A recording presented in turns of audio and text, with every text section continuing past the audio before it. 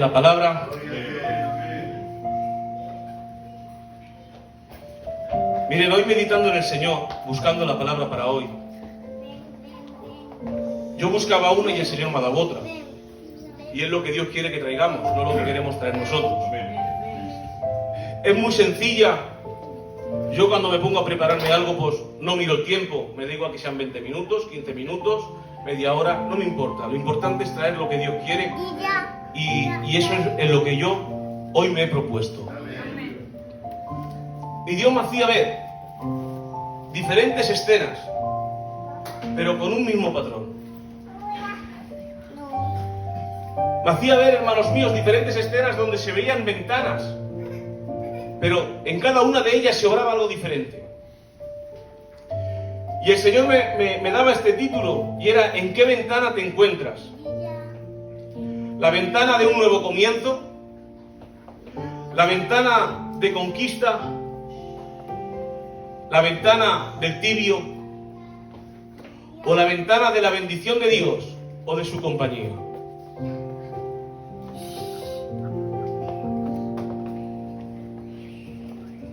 Yo rogaría, de la manera así que estamos, no voy a hacer mención de lectura, pero sí rogaría que me presentara, Señor, juntamente con la iglesia. Amén, amén.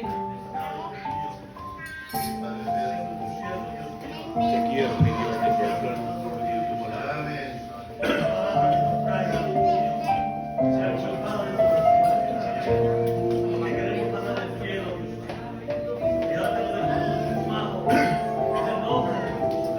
Amén.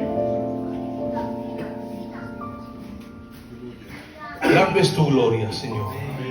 Vamos a lanzarnos rápidamente a la palabra del Señor.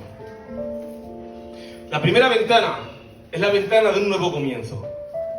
Yo creo que ya a muchos se le habrá ido ya la mente a esta ventana. Es la ventana del arca de Noé.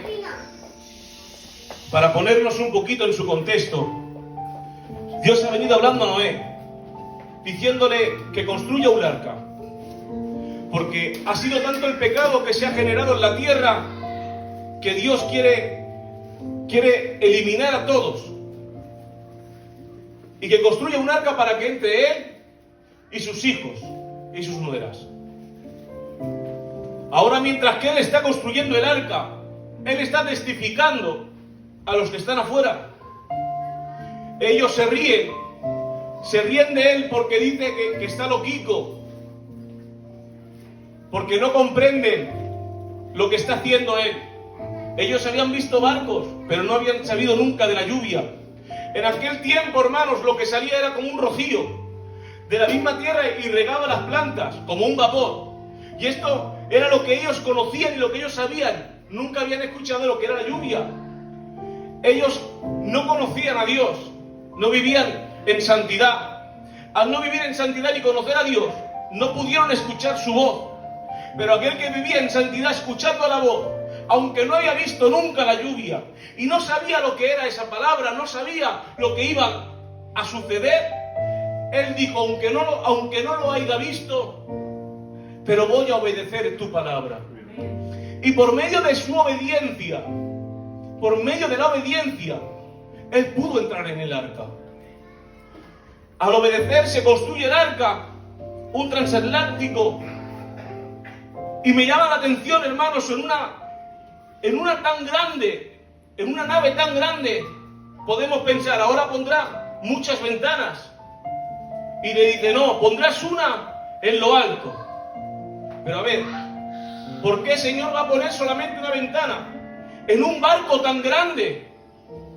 ¿Para qué va a poner una ventana en un transatlántico, una y arriba? ¿Para qué? Pues la pones a un lado y puede ir mirando, y si quiere, pues desde allí pues puede coger algún pescadico o algo. No, tiene que estar arriba. ¿Por qué? ¿Y por qué tiene que ser una? Para que entienda algo. La primera es una solamente y solamente arriba, para que cuando él tenga que mirar, siempre mire para arriba, mira al cielo y no pueda ver todo lo que hay a su alrededor. Porque cuando las aguas anhelen el mundo, lo único que habrá a su alrededor es muerte y destrucción. Y esto puede causar en él miedo, temores. Puede causar en él muchas cosas en las cuales debiliten su fe. Y no podemos permitirlo.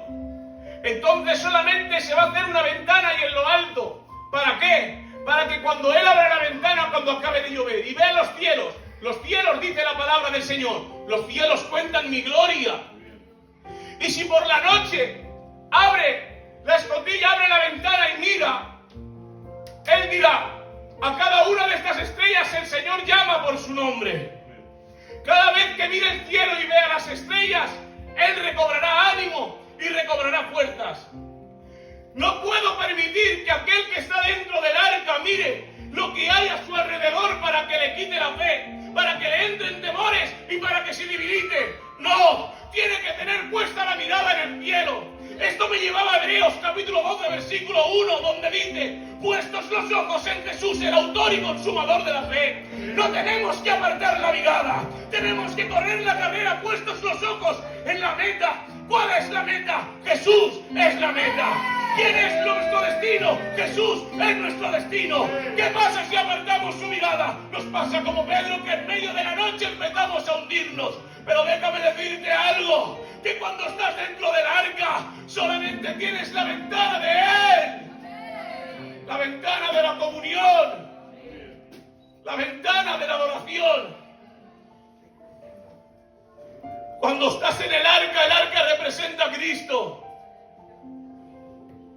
Porque solamente por medio de Él podemos hallar salvación. Dice la palabra del Señor.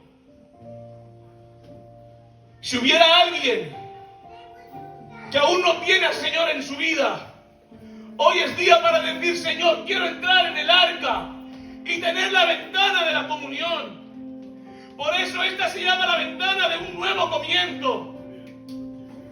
Porque después de que acabó de llover y él por la ventana pudiera arrojar esa paloma que traía, hermanos míos, ese comunicado diciéndote que ya podía salir del arca, empezó de nuevo la vida.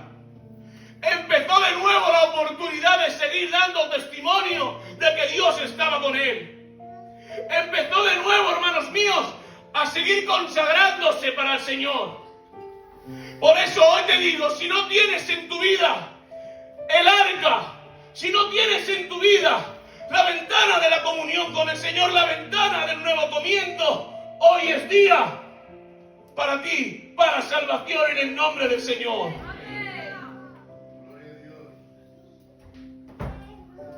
Hay otra, hermanos, que es la ventana de conquista. La ventana de conquista, para decir el pasaje, se encuentra en Josué capítulo 5, capítulo 2, versículo 15.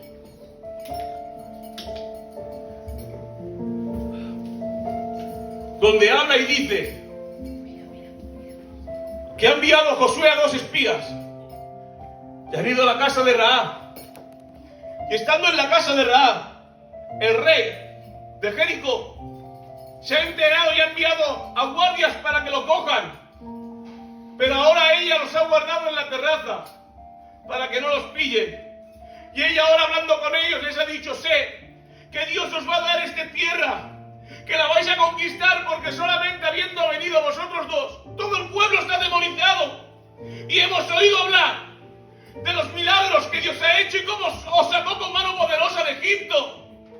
Te ruego que cuando entréis a la conquista, que guardéis mi casica, que guardéis a mi papá, a mi mamá, a mis hermanos, a mis hermanas, que no hacerles nada. Y ahora le dicen ellos, mira, de la misma manera que tú nos has guardado a nosotros, guardaos ese día en casa. ¿Pero por qué en casa? Porque en casa es la intimidad. En la casa es donde está la intimidad. Guardaos en casa y no salgáis. Y poner una cuerda de color púrpura, si no recuerdo mal. Una cuerda de color grana, hermanos míos, donde dice que eso simboliza la sangre de Cristo. Ahora ellos salen por la ventana con la misma cuerda descienden y se marchan. Cuando ellos entraron dijeron, si la cuerda está y tú estás en casa tendrás protección. Aquel que salga de la casa no estará bajo la protección de la cuerda, bajo la sangre, entonces correrá peligro de muerte. Muy bien. Mire, a esta ventana yo le he llamado la ventana de conquista. ¿Por qué? Porque en nuestras vidas muchas veces aún tenemos terrenos que conquistar para el Señor. Aún hay áreas en nosotros que aún no hemos conquistado para el Señor. Hay cosas que aún decimos, esto aún no, Señor.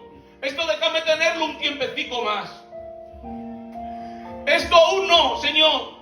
Quiero guardarlo un poco más, que no pasa nada. Son áreas que tenemos que conquistar.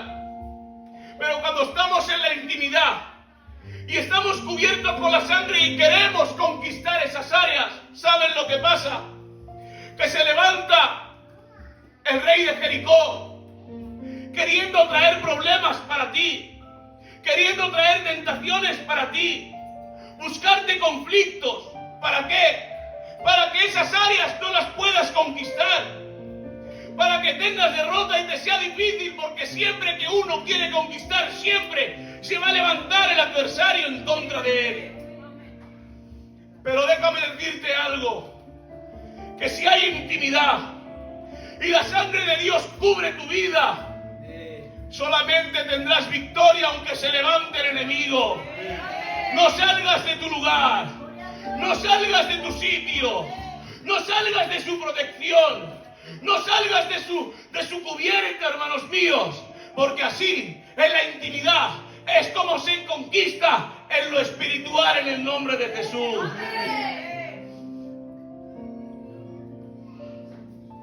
Mi alma te adora, Señor. La tercera, hermanos míos, es la ventana del tibio. Hechos capítulo 20, versículo 9. Dice que ha llegado Pablo a esta ciudad y se han subido, hermanos míos, al aposento alto, a un tercer piso. La palabra, cada vez que habla de un aposento alto, va relacionado con la adoración o con un lugar santo o para alguien santo. Cuando, hermanos míos, cuando pasaba Eliseo por aquella ciudad de Sunem y la mujer le dice a su marido que hagamos un aposento, está hablando de un aposento alto, un aposento arriba de casa, para que el profeta pudiera quedarse. Y el profeta simbolizaba la autoridad y la palabra de Dios en la tierra. Ahora es Pablo trayendo la palabra. Y trayendo la palabra, Pablo se han ido al tercer piso, al aposento alto. Ahora, hermanos míos, ellos se han reunido, era de noche. No podían quedar durante el día, porque los esclavos eran esclavos y trabajaban. Y habían trabajadores que trabajaban y tampoco podían durante el día. ¿Y cómo quedan? Quedan por la noche cuando pueden, porque no tenían otro horario. Yo tengo todo el día y aún me falta tiempo, y si quiero vengo y si no, pues me quedo en casa. Eso lo dejamos ahí, da igual. Han quedado por la noche porque no tienen otro horario, no tienen otro momento. Dice la palabra del Señor que ahora, dice la palabra, habían muchas lámparas encendidas, muchas antorchas, muchas teas encendidas. En ese lugar había un ambiente cálido, un ambiente, hermanos míos, cálido.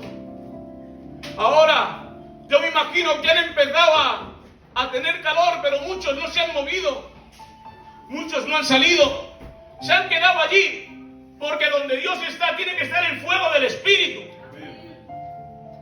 Y estaba allí el fuego del Espíritu.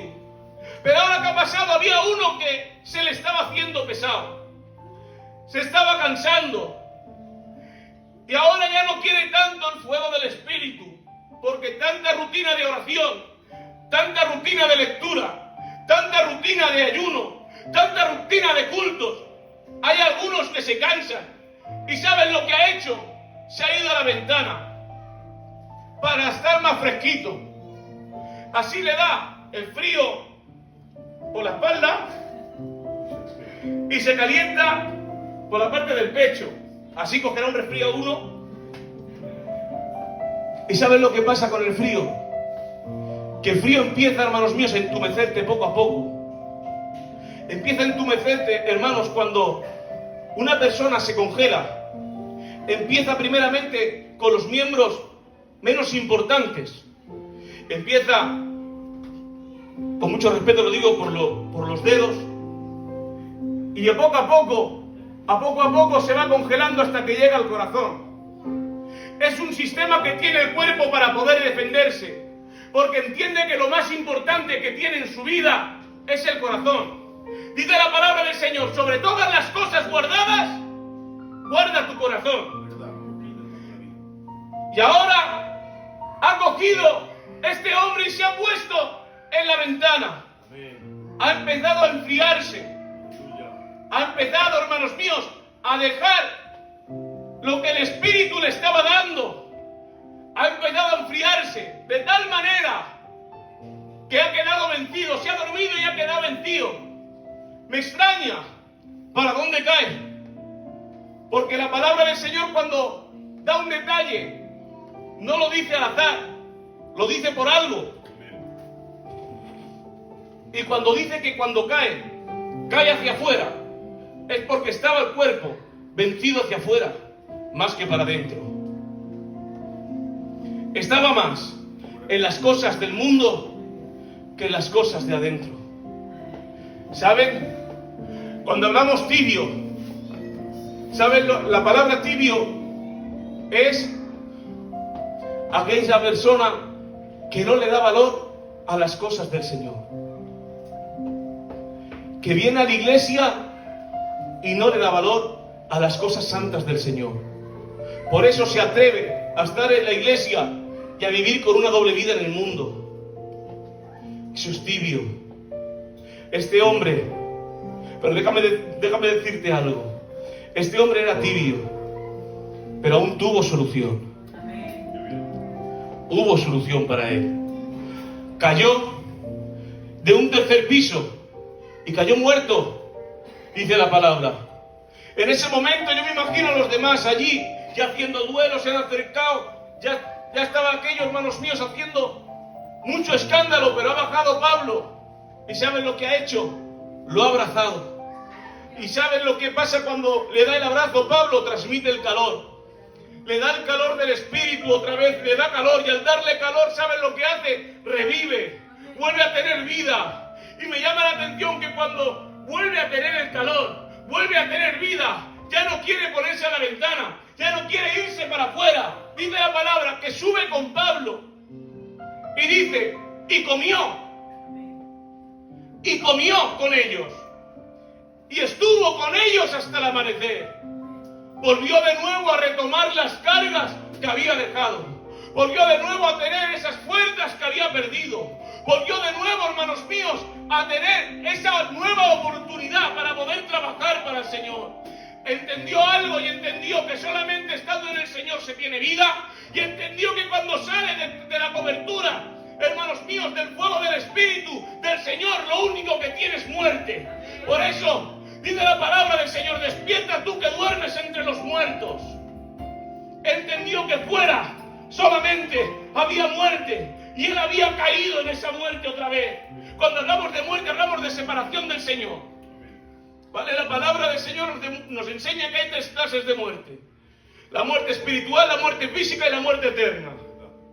La muerte espiritual es la separación de Dios con el hombre, la muerte eterna es la separación de Dios con el hombre por toda una eternidad, y la muerte física es la que cuando uno parte aquí para despertar, ya sea en el cielo o en el infierno. Y cuando hablamos de muerte, hablamos de este término, de separación de Dios. Este hombre entendió que cuando cayó, lo simbolizamos, entendió que se había separado del Señor. Pero cuando recibió el abrazo de nuevo de Pablo, recibió el abrazo del Espíritu, pudo de nuevo volver a tener vida. Yo no sé cómo verdaderamente te encuentras en tu vida. No sé si te encuentras en la ventana del tibio, o si ya has caído y te encuentras en el suelo. Pero Dios quiera que en esta tarde, si hubiera alguno así, dijera: Señor, no quiero seguir viviendo de esta manera, quiero que tu Espíritu me abrace y me dé, hermanos, me dé ese calentor para poder tener vida y para poder trabajar para ti en el nombre del Señor. Puedes dar un fuerte aplauso para Dios.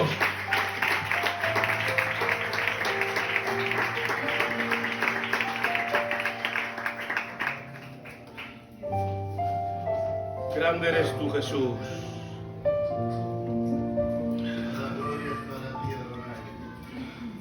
Le digo la última, hermanos míos, y acabaremos. Te adora mi alma, Señor.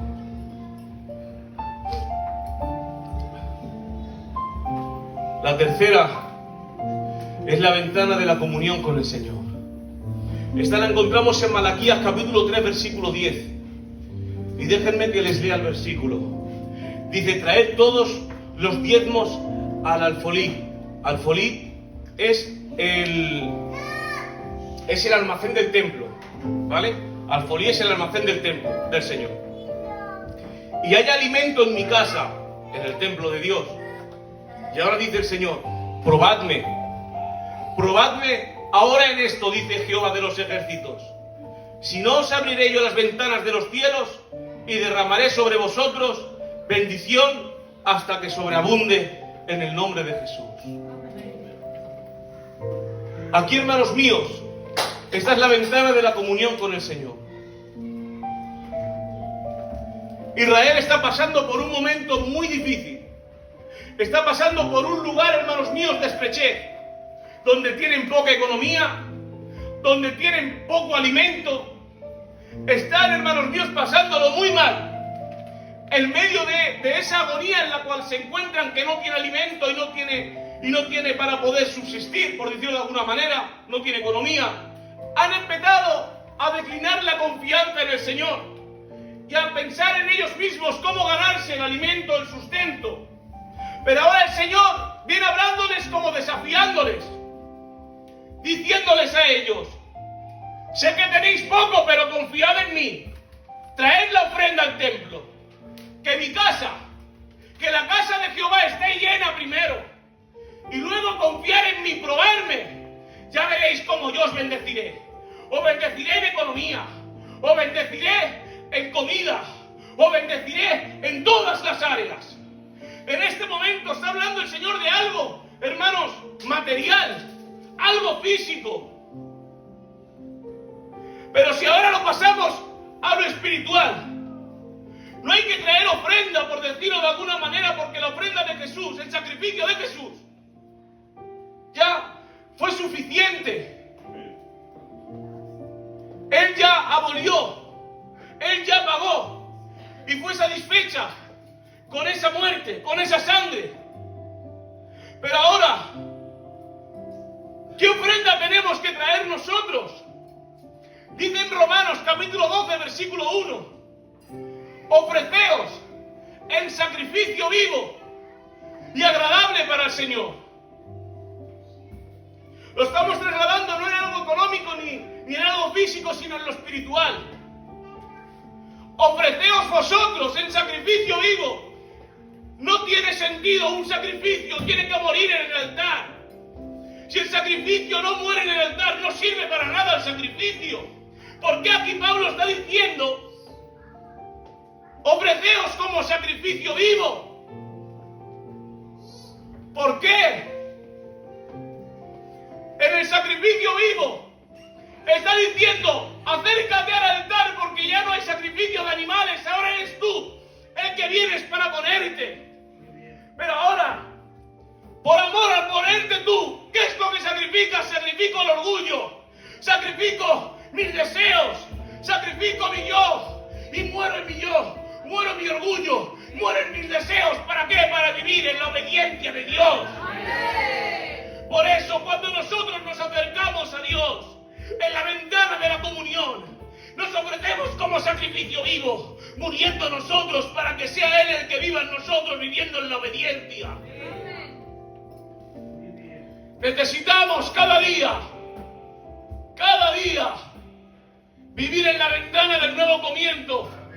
Yo el primero, para poder, hermanos míos, utilizar y beneficiarme de las misericordias que se renuevan de Dios cada mañana. Necesito cada día estar en la ventana de conquista para conquistar todavía aquello que en mí hay, que aún no he entregado al Señor. Necesito cada día estar en la ventana del arrepentimiento para no volverme un tibio. Y necesito cada día estar en la ventana de la comunión con el Señor. Yo no sé, hermanos, esta es la palabra que el Señor ponía en mi corazón. Yo no sé en qué ventana se encuentra usted, pero cada día tenemos que estar en las 4 para poder sacrificarnos por amor al Señor.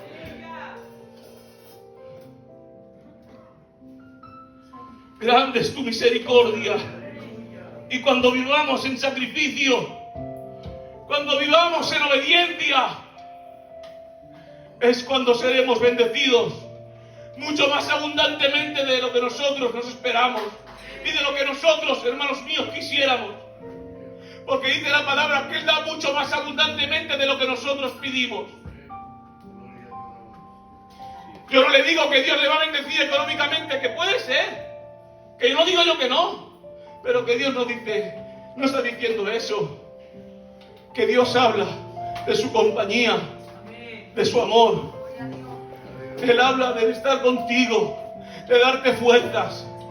Él habla, hermanos míos, de que en cualquier trato en el que te encuentres, Él te dará las fuerzas para que camine. Y que si no puedes caminar, Él te lleva entre sus brazos. Pero siempre, siempre estemos para buscarle en obediencia en el nombre de Jesús. Un fuerte aplauso para el Señor.